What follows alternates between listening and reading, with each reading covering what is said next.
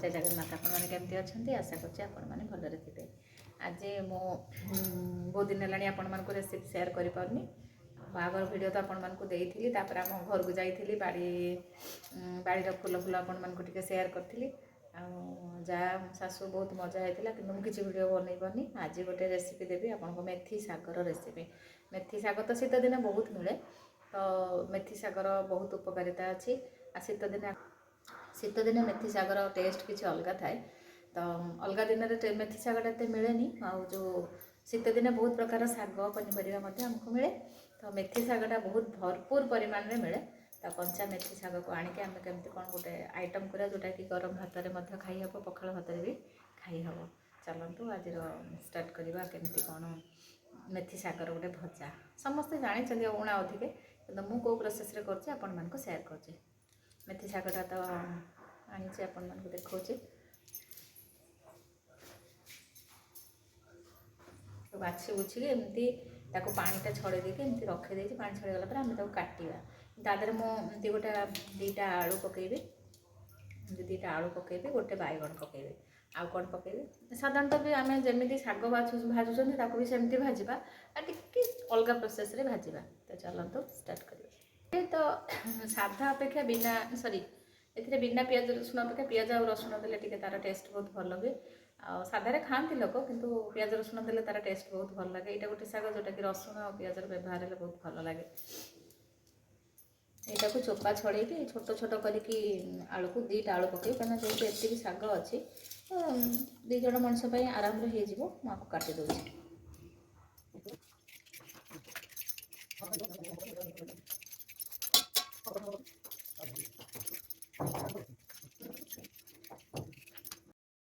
मेथी शाग को देखो मुझे बाछुची माने तार तल डांग गुराक बेसी मु पकाएनी आपण मैंने जदि चुन चुन कर काटी पकईदेवी तो भल कथा मो पाखे एत समय नहीं मुझे खाली पत्र पत्र बेसी ताकू बाछिकी करदे।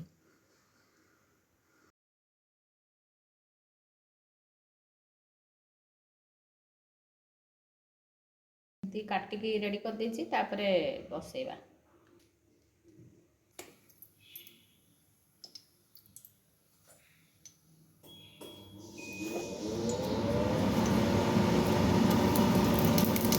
प्रथम कड़े बसईदेवा तापर आम कौन करवा ना सोरिष तेल आपको करवा रिफाइन तेल अपेक्षा सोरिष तेलर टेस्ट भल। तादे मुझे जीरा पकई देछि जेहेतु गोटे शाग आइटमटा जीरा पकईवा जीरा भलसे फुटीगला कंचा लंका दबा तादे टिके आम पियाज पकईदेवा। पियाज को आपणकर क्वांटिटी बा स्वाद अनुसार देवे। मुझे गोटे बड़ पियाज नहीं कि काटी देछि छोट छोट कर काट देछि।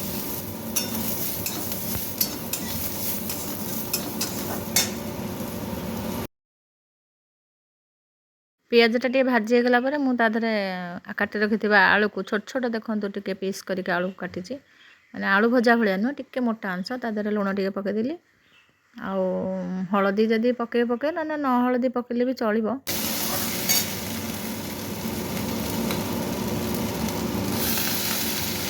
आलू 50% हो गला आम बैगण पकईदा बैगण पकई घोड़ेवा तुरंत कहीं बैगण को न घोड़े से कंचा कंचा रहा कांचुजा बोली कहते सेमती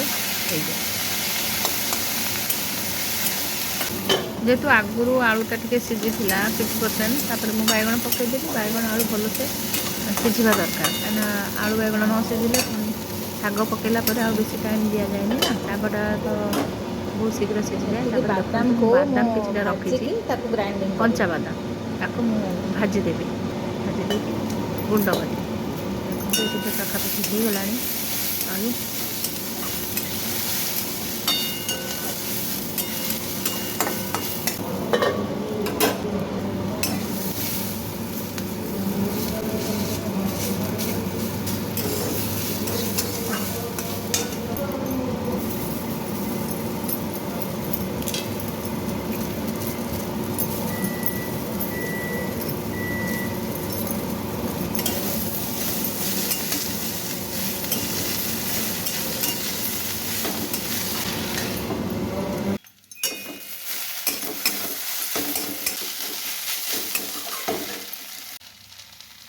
देखो शागटा पाखापाखि हो गला कि आधे मुझे रसुण पकईनी आपण मैंने टे तेल रे रसुण फुटेकिना ଶାଗକୁ ତା ଦେହରେ ଢାଳିଦେଲେ ହେବ, ନହେଲେ ଡାଇରେକ୍ଟ ରସୁଣକୁ ଛେଚିକି ତା ଦେହରେ ପକାଇଦେଲେ ହେବ। ପ୍ରଥମରେ ତ ମୁଁ ତେଲ ଟିକେ ଅଧିକା ଦେଇଥିଲି, ତେଣୁ ଆଉ ତେଲରେ ଦେବାକୁ ପଡ଼ିଲାନି।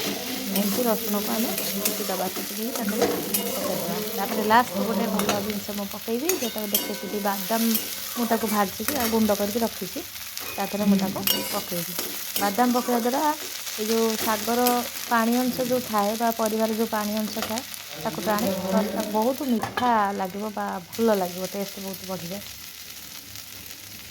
ଛଡ଼ା ବାଦାମକୁ ଏମିତି ଭାଜି ଦେଇଥିଲି, କିନ୍ତୁ ଚୋପା ଛଡ଼େଇ ନଥିଲି, ସେଥିପାଇଁ ଲାଲ ଲାଲ ଟିକେ ଦିଶୁଛି। ତାକୁ ଟିକେ କଡ଼ା ଭଜା କରିକିନା ତା ଦେହରେ 2ରୁ 3 ଚାମଚ ଆପଣମାନେ ପକାଇଦେବେ। ବାଦାମ ଭଜା ଦେବା ଦ୍ୱାରା ଶାଗର ଟେଷ୍ଟଟା 2 ଗୁଣ ହେଇଯାଏ, ଆଉ ମୋତେ ବହୁତ ବଢ଼ିଆ ଲାଗେ। ଆପଣମାନେ ଏଇଭଳି ଥରେ ମେଥି ଶାଗକୁ ଭାଜନ୍ତୁ, ପିଆଜ ରସୁଣ ଏମିତି ବାଦାମ ପନିପରିବା ସବୁ ପକାଇକିନା କଲେ ବହୁତ ଟେଷ୍ଟ ହୁଏ। ତାକୁ ଗରମ ଭାତ ପଖାଳ ଭାତ ଉଭୟରେ ଖାଇପାରିବେ, ବହୁତ ଟେଷ୍ଟ।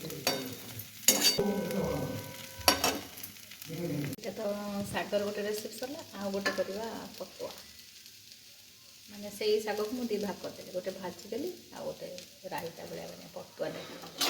ନୂଆ ଆଇଟମ୍ ଶାଗ ଆଉ ଅଛି। ଏଇ ଗ୍ରାଇଣ୍ଡର ଜାରରେ ଯେହେତୁ ମୁଁ ବାଦାମଟା ଗୁଣ୍ଡ କରିଥିଲି ଆଉ ଜାରଟାକୁ ଧୋଇବାକୁ ପଡ଼ିଲାନି, ସେଇଥିରେ ମୁଁ ସବୁ ମସଲା ଦେବି। ଜାଣିକି ଆମର ସୋରିଷ, ଦେଖନ୍ତୁ ଅଳ୍ପ ଶାଗ ଅଛି, 2 ଜଣ 3 ଜଣ ଖାଇଲା ଭଳି, ତ ସେଥିପାଇଁ ମୁଁ କହିଲି ସୋରିଷ 2 ଚାମଚ, ଜିରା 1 ଚାମଚ, ଶୁଖିଲା ଲଙ୍କା, ରସୁଣ ଯେମିତି ଆମର ସୋରିଷ ବାଟଣ ଦିଆଯାଏ ସବୁ ସେମିତି ହିଁ ଦିଆଯିବ। ତା ଦେହରେ ଏଇ ଶାଗକୁ ମଧ୍ୟ କାଟିକି ପକାଇଦେବେ। ବେଶୀ ଟିକ୍ ଟିକ୍ କରି କାଟିବେନି, ଗ୍ରାଇଣ୍ଡିଙ୍ଗ ଆମର କରାହେବ ଯେହେତୁ ବେଶୀ ଛୋଟ ଛୋଟ କରିବା କଥା ନୁହେଁ, ଜଷ୍ଟ ଖାଲି କାଟିବା କଥା।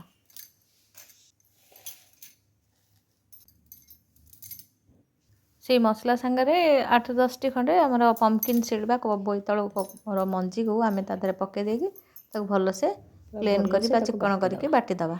ବାଟିଦେଲା ପରେ ଆମେ ତରକାରୀ ବନେଇବା ଆଉ ବା ପତୁଆ ବନେଇବା। ତା ସହିତ ମୁଁ କ'ଣ ଆଉ ପକାଉଛି ଆପଣମାନଙ୍କୁ ସେୟାର କରୁଛି। ଦେଖନ୍ତୁ ଭଲସେ ପୁରା ବାଟି ହେଇଯାଇଛି। ତାପରେ ଟିକେ ମୋଟା ବାଲା କଡ଼େଇଟେ ନେବେ, ପତଳା ନେବେନି, ମୋଟା ବାଲା ନେବେ। କଡ଼େଇ ନେଇକି ତା ଦେହରେ ସୋରିଷ ତେଲ ପକାଇଦେବେ, ଜିରା ଟିକେ ପକାଇଦେବେ। ଏଥିରେ ସୋରିଷ ତେଲର ବ୍ୟବହାର ଟିକେ ଭଲ ହେଲେ ଭଲ ଲାଗେ। ଶାଗ ଜିନିଷ ମାନଙ୍କରେ ଟିକେ ସୋରିଷ ତେଲ ମୁଁ ବ୍ୟବହାର କରେ, କେବେ ବି ରିଫାଇନ୍ ତେଲ ବା ଘିଅ ମୁଁ ଏତେ ବ୍ୟବହାର କରେନି। ସୋରିଷ ତେଲରେ ଶାଗର ଟେଷ୍ଟଟା ବେଶୀ ଭଲ ହେଇଥାଏ। ତାପରେ କଞ୍ଚା ଲଙ୍କା 2ଟାକୁ ଭାଙ୍ଗିକି ପକାଇଦେବେ, କାହିଁକିନା ଯେହେତୁ ଆମେ ଶୁଖିଲା ଲଙ୍କା ପକାଇଛନ୍ତି ତ କଞ୍ଚା ଲଙ୍କା ଟିକେ ଅଳ୍ପ ପକାଇବେ। ଯେଉଁମାନେ ବେଶୀ ରାଗ ଖାଉଥିବେ ତାହେଲେ ଆଉ 1-2ଟା ମଧ୍ୟ ପକାଇ ପାରିବେ। ମୁଁ କିନ୍ତୁ ଗୋଟିଏକୁ 2 ଖଣ୍ଡ କରିକି ପକାଇ ଦେଇଛି। ଲଙ୍କାଟା ଭଲସେ ହେଇଗଲା ପରେ ମୁଁ ସରୁ ସରୁ କରି ଯେମିତି ଆମର ଆଳୁ ଭଜା ହୁଏ ସେମିତି ମୁଁ ଆଳୁକୁ ଚୋପା ଛଡ଼େଇକିନା କାଟି ଦେଇଛି। ଆଉ ପିଆଜ ମଧ୍ୟ ତା ଦେହରେ ଲମ୍ବା ଲମ୍ବା କରି କାଟି ଦେଇଛି। ଆଳୁ, ପିଆଜ, ଲଙ୍କା, ଜିରାକୁ ଆମେ ତେଲରେ ଭଲସେ ଭାଜିଦେବା। ସେ ଟିକେ ଭାଜିବା ଭଳିଆ ହେଇଗଲା ପରେ ଆମେ ଯେଉଁ ବାଟିଥିବା ନା ତାକୁ ଆମେ ଦେଇଦେବା।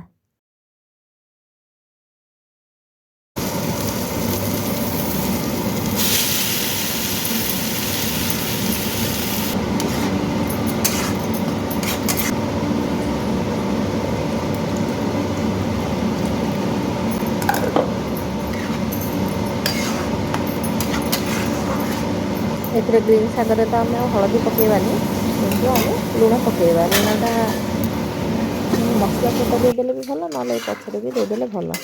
ଲୁଣ ସ୍ୱାଦ ଅନୁଯାୟୀ ଦେବେ। ଦେଖନ୍ତୁ କଲର୍ ଆସ୍ତେ ଆସ୍ତେ କେମିତି ଚେଞ୍ଜ ହେଇଯାଉଛି, ପୁରା ଗ୍ରୀନ୍ ଥିଲା ଟିକେ ଡିପ୍ କଲର୍ ହେଇଗଲା। ଆଳୁ ତ ଦେଖନ୍ତୁ ସିଝିନି, ଆଳୁ ଯେତିକି ସମୟ ଲାଗିବ ଆଳୁ ସିଝିବା ପାଇଁ, ମସଲା ମଧ୍ୟ ସହିତ ଶାଗଟା ମଧ୍ୟ ସେତିକି ସମୟ ହେଇଯିବ।